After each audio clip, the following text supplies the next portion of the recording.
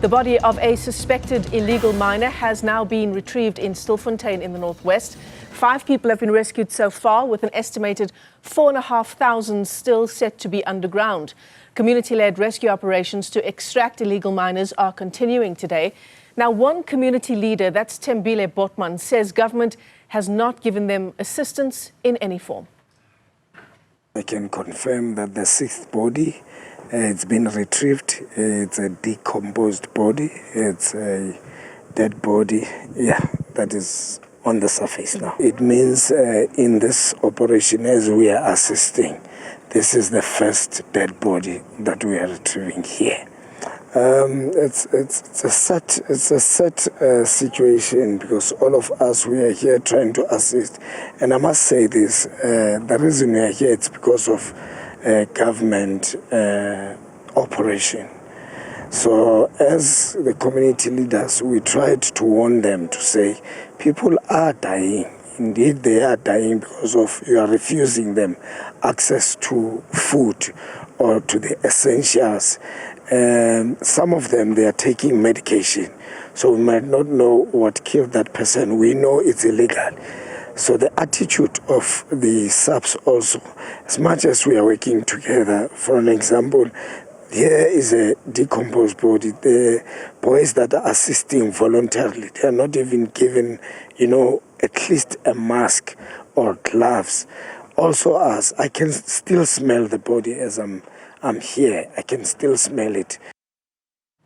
Harrowing story there. Botman says the community remains optimistic that more miners will be found safely. If there are bodies, they must come out. They must come out so that the families can at least have, time to bury and mourn their people. At least they will have closure. The main objective is to save the lives of the people that are still alive or breathing. So we would like to see more people that are alive coming out. But if there is a dead body, because the complication of this is that even the rope that they are using, if it has came out with a dead body, the people that knows this, they say it must be dead bodies. Therefore, we must change the rope. We as community leaders, we pray that alive people must come, and we must be able to save them when the time is still allow us. Now, the story of illegal mining has a whole range of implications for communities. Let's get you the latest from our reporters, Refuwe Seboko and Ziniko Mhlaba, who are live to us from the northwest, from that site in Stilfontein, where those thousands of miners are still stuck underground.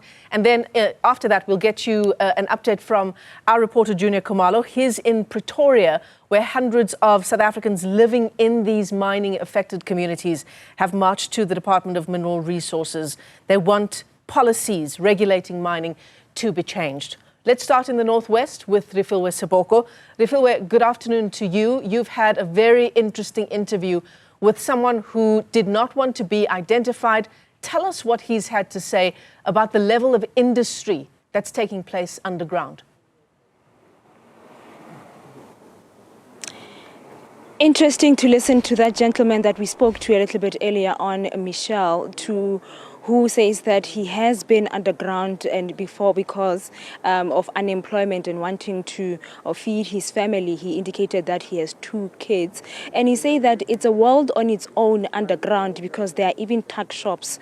Anything that you can think of that you will be in need of, be it bread, milk, tea bags, sugar, alcohol, he indicated, medication. Those are some of the things that he says that they are able to get underground. He just indicated that it's a bit costly compared to when you are on the surface. He was also indicating, the dire state that they are sometimes faced with underground, speaking about dead bodies that he has seen when he was underground, having to live in that situation of a smell of decomposed bodies that they will be with underground. He was really just painting a picture of, something that he says that he had to endure for like 3 months or so, and that is because as a result of, wanting to make a living as a result of not having employment. But I am joined here with one of the community members. You know that there's this operation of trying to retrieve people.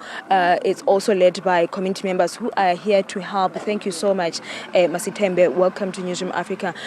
Tell me about the experience of, being one of the community members, having to assist those that are underground, pulling them to the surface. Sisi, ndiyabulela ngokunika ithuba. Le nto lena inzima kakhulu and ibuhlungu, especially mina ndinobhuti ababini abasemgodini. So xa kusenzeka kanje bengafumani ukutya babulawa yihunger starvation, iba buhlungu kakhulu loo nto sisi. So namhlanje kuphume isidumbu. So loo nto andazi noba i-cousin yami okanye ngubhuti wami lo uphumileyo, since I've told you yesterday that it's been 5 months since my brother went underground. So loo nto indivisa inhliziyo ebuhlungu kakhulu. Nangoku ndilindele kwabomthetho bazoma-identify because since isimile 1 hour and 30 minutes akafiki next nehesha ayikaveli. So loo nto idala istress netrauma kakhulu apha kum. And isixelela ukuthi wena uboneni laphaya and iku-affecta kanjani ukubona isidumbu, yeah. Yo sisi, ubona isidumbu ayonto incinci. Ayonto incinci nokulala ebusuku nganzima. Uzosola kucinga nento enye oko ngoba andazi noba ngubhuti okanye ntoni, but as long as isidumbu siphumile sifuna lo mathambo. Njalo sisi. And then kuzokwenzeka nani from here? Is there a plan that you are going to get more people out? Yes, there's a plan that we're going to get more people out. As long as sisevane as a community sibambisene, sizokwazi ukuqhubeka phambili sinyamezele. Are the things that you are needing assistance with? I mean, we spoke to Tembile a little bit earlier to say that you are doing all this without masks or anything there. We masks azikho sisi, singavuya kakhulu xa zingabakhona. Ne-gloves and siyazidinga nazo i-PPE sikwazi uassist abantu bakwazi ukuphuma enkodini ngoba ngoku siyariske ngempilo zethu ngoba la msebenzi uyiriski kakhulu. Sometimes la ntambo ngakwazi ukutsala ukuyisela ngaphakathi but siyariske kuba sifuna abantu bephumile. Injalo sisi. Well, there you have it, Michelle, just explaining that it's risky for them to, decide to be part of this rescue or operation to get residents or community members, alleged suspected illegal miners underground. Now they have retrieved one body so far, and like you had indicated a little bit earlier on, we spoke to one of that had been underground, and I guess you can see on a visuals forensic pathology services coming in there, as it has been confirmed that one person has passed on or the body has been retrieved so far. And I guess that is the whole process of just being on the ground. But I mean, you've heard the gentleman there complaining that it's been an hour and a half since they've been waiting for these forensic pathology services to arrive here on the ground to, for identification of the body that has been retrieved so that we can know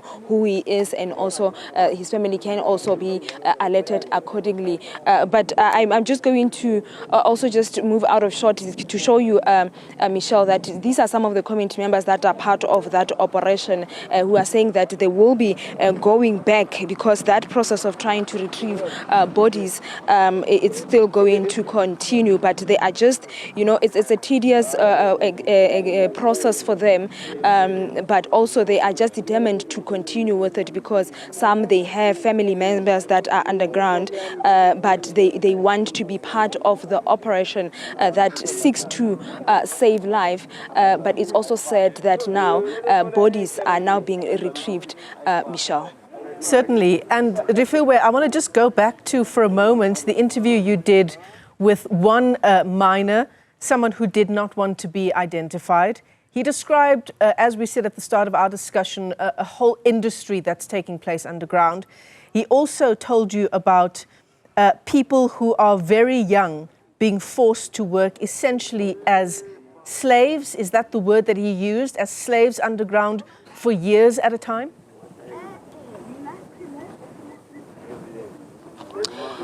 He did indicate, Michelle, that, I mean, they have people that have been underground for about 3 years, 5 years underground.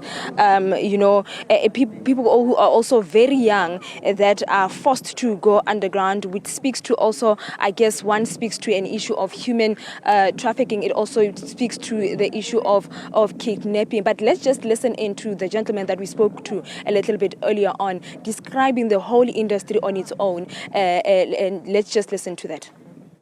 Re tlo ntsha batho mo mokoting ba na le bo ma 3 months ba le teng go sena dijo tse di kenang le metsi. Ke sho batho ba teng I can include like mekoti kaofela e mo matlosana le bo ma 8,000 ba fitla. A ke ba le mo releng teng because mo releng teng ke bo ma 5,000 ya batho ba phela, then ditupu ke 500 and counting because every day re khona go ntsha mo batho ba 4 ba 3, then the more re ntse 3 ke the more ba bang ba shwa. So you can't tell ke batho ba kae tim fela mo shafting ya number 10. All right, Refuwe Seboko, thanks very much indeed, and we'll bring you more of Refuwe Seboko's interview with that miner who wanted to remain anonymous about his experiences of working underground. He says he's been underground for 3 years. Let's stay with this angle on the story.